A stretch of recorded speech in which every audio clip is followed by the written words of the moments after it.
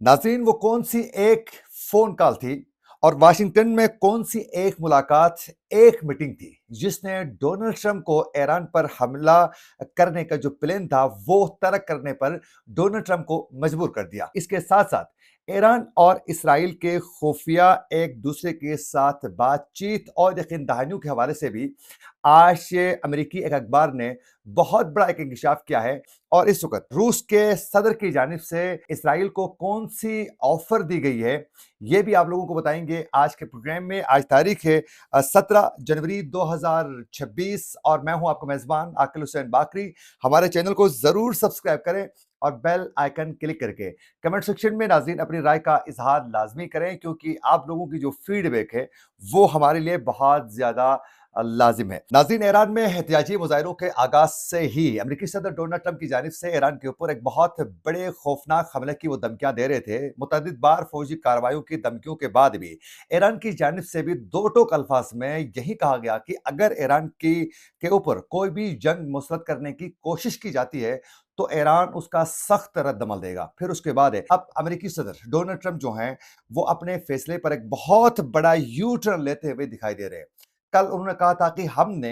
Iran पर जो हमले का जो फैसला था वो फिलहाल हम मौखर कर चुके हैं। आज उनसे जब ये सवाल किया गया सहाफ़ियों की जानिब से कि आखिरकार आपको किसने कायल किया ईरान पर हमला करने से रोकने के लिए? तो उस पर अमेरिकी सदर डोनाल्ड ट्रंप ने कहा कि मुझे किसी ने कायल नहीं किया है, बल्कि मैंने खुद को कायल किया है। तो इससे ये साफ ज़ाहिर हो रहा है कि पूरी पिक्चर अमेरिकी सदर डोनाल्ड ट्रंप के सामने वाज़ेह हो चुकी थी, जिसके बाद वो हिम्मत नहीं कर सके कि ईरान के ऊपर हमला करने के हवाले से। नाज़रीन, अमेरिकी सदर डोनाल्ड ट्रंप की जानिब से एक ऐसा वो हमला करना चाहते थे, जिससे वो ईरान के अंदर सिर्फ़ और सिर्फ़ रजीम चेंज ऑपरेशन कामयाब ही नहीं, बल्कि वो आला क़यादत को भी निशाना बनाना चाह रहे थे, जिसमें उनका टारगेट सबसे पहले सुप्रीम लीडर आयतुल्लाह अली ख़ामनेई समेत उनके जो अहम जो रुफ़क़ा हैं, उनको निशाना बनाना और फिर उसके बाद पासदारान जो इनकलाब है, उनको निशाना बनाना, ये भी उनके फैसलों में था। फिर उनके मिलिट्री जितने भी पॉइंट्स हैं, जो अहम जगह हैं, उनको निशाना बनाना और फिर उसके साथ-साथ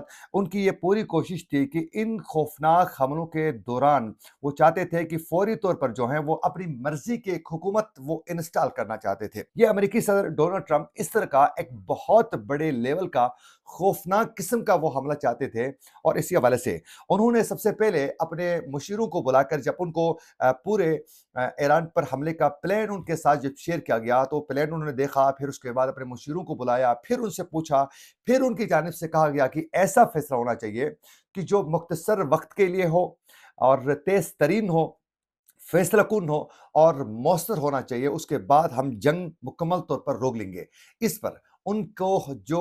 ब्रीफिंग देने वाले थे और उनके मुशीर की जानिब से इस पर हाथ खड़े करते हुए कहा कि ऐसा मुमकिन नहीं है कि हम आपको ये मुकम्मल यकीन दहानी करवाएँ कि वो फैसला कुन साबित होगा। जब उनकी इस जानिब से इनकार किया गया, तो सबसे पहले तो मिलिट्री जो पावर है अमेरिका की, उस पर एक सवाल उठना शुरू हो गया और फिर उसके बाद उनकी अपनी ताकत का उनको अंदाज़ा होने लगा। फिर इसके साथ-साथ ये भी कहा जा रहा है कि इसराइल के जो पीएम हैं, उनकी जानिब से भी इसराइल की जानिब से भी ईरान पर हमले से फ़िलवक़्त रोकने के हवाले से डोनाल्ड ट्रंप को रिक्वेस्ट की जा चुकी थी। उसके बाद है नाज़रीन, सऊदी अरब समेत खलीजी ममालिक की जानिब से भी डोनाल्ड ट्रंप को हमने कल के व्लॉग में ज़िक्र भी कर चुके हैं कि उनको आगाह किया गया कि इस वक़्त आप ईरान पर इस लेवल का हमला करने से बाज़ आ जाएँ। इससे सिर्फ़ और सिर्फ़ खलीजी ममालिक और सऊदी अरब या दीगर ममालिक का नहीं, बल्कि इससे खुद अमेरिका का भी एक बहुत बड़ा नुकसान होगा। इसलिए ये किसी सूरत जो है वो आप इतने बड़े लेवल का हमला नहीं कर सकते हैं।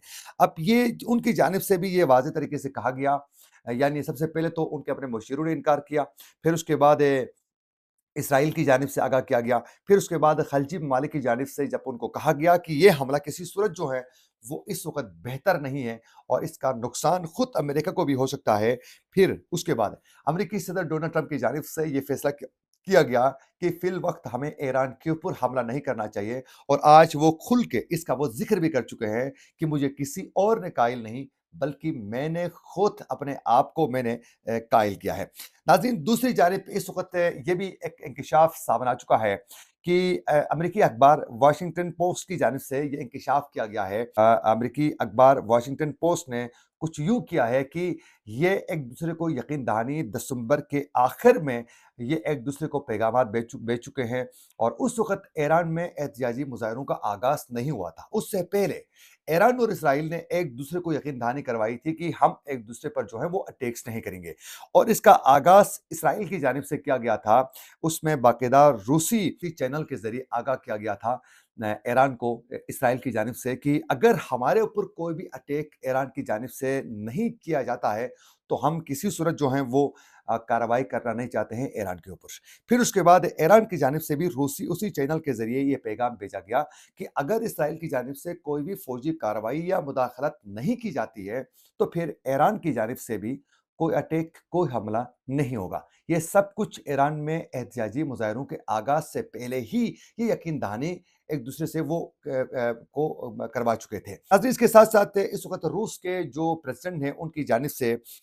इसराइल को ये ऑफ़र की गई है कि सालिसी के लिए ईरान और इसराइल के दरमियान मुज़ाकरात के अमल को आगे बढ़ाने के लिए और कहा गया है कि हम इस पर जो है किरदार अदा कर सकते हैं और आप दोनों के दरमियान जो तनाज़ात हैं, उसमें हम नरमी ला सकते हैं। तो ये उनकी जानिब से ये ऑफ़र इस वक़्त सामने रखी गई है। लेकिन इसराइल की जानिब से अभी तक इनकी सालिसी को एक्सेप्ट करने के हवाले से कोई यकीन दहानी उस तरीके से नहीं करवाई गई है।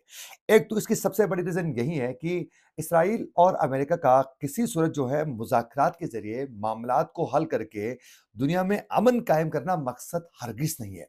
बल्कि इसराइल की ये पूरी कोशिश है कि वो ईरान को शिकस्त दे दे और उसकी पूरी कोशिश है अमेरिका के साथ मिलकर वो ईरान के अंदर रजीम चेंज ऑपरेशन करना चाहते हैं। अपनी मर्ज़ी की हुकूमत हो और फिर वो मर्ज़ी से ईरान के अंदर अपने मुफादात हासिल कर सकें। और आज रूस के वज़ीर ख़ारिजा की जानिब से भी अमेरिका को वाज़ेह तरीके से ये पैगाम उनकी जानिब से दिया जा चुका है कि ईरान के साथ जो उनके जो मुआहिदे हैं, वो रूस ने वाज़ेह कर दिया है कि इस वक़्त जो जंगी जो सूरत-हाल है और जो अमेरिका की जो धमकियाँ हैं कि ईरान के साथ कोई भी मुल्क अगर तिजारत को आगे बढ़ाता है तो उस पर बहुत बड़े लेवल पर जो उन्होंने टैरिफ लगाने के हवाले से जो धमकी दी है, उस पर रूस ने ये वाज़ेह कर दिया है कि ईरान की धमकियों के बावजूद भी रूस ईरान के साथ जो मायदे हैं, उसमें किसी सूरत तब्दीली रूस नहीं लाएगा। और रूस के वज़ीर ख़ारिजा ने ये भी कहा है कि खुद अमेरिका इस वक़्त अपने रवैये से ये वाज़ेह कर रहा है कि जो धमकियाँ उनकी जानिब से दुनिया को जो मिल रही हैं, जो इस वक़्त चीज़ें वो जिस रवैये से पेश आ रहे हैं, उससे वो खुद अमेरिका के जो कवानीन हैं, उसकी वो खिलाफ़ वर्ज़ी कर रहे हैं। खुद अपने उन जो उनके कवानीन थे, उनकी अमेरिका खुद इस वक़्त खिलाफ़ वर्ज़ी कर रहा है। तो यूँ इस वक़्त रूस की जानिब से एक बार फिर दोबारा ये कोशिश की जा रही है कि अमेरिका, इसराइल और ईरान के दरमियान तनाज़ात को हल करने के लिए वो कोशिश कर रहे हैं क्योंकि रूस को भी ये अंदाज़ा है कि इस वक़्त अगर बड़े लेवल की जंग होती है, तो वो अपने इत्तेहादी ईरान का अगर वो साथ देने में वो नाकाम होते हैं खुल के, तो उसके बाद है, एक तो इनके ब्लॉक को नुकसान पहुँचेगा, दूसरी जानिब अगर वो साथ देते हैं, तो जो इस वक़्त डोनाल्ड ट्रंप की जानिब से इस वक़्त जो यूक्रेन और रूस के दरमियान जो एक माहिदा तकरीबन हतमी मराइल पर जो पहुँच चुका है, उससे रूस जो हासिल करना चाहता है, वो करने में भी कामयाब नहीं हो सकता है। ये थी कुछ अपडेट्स जो हम आप तक पहुँचाना चाह रहे थे। इसी के साथ अपने मेज़बान आकिल हुसैन बाकरी को दीजिए इजाज़त। अल्लाह ने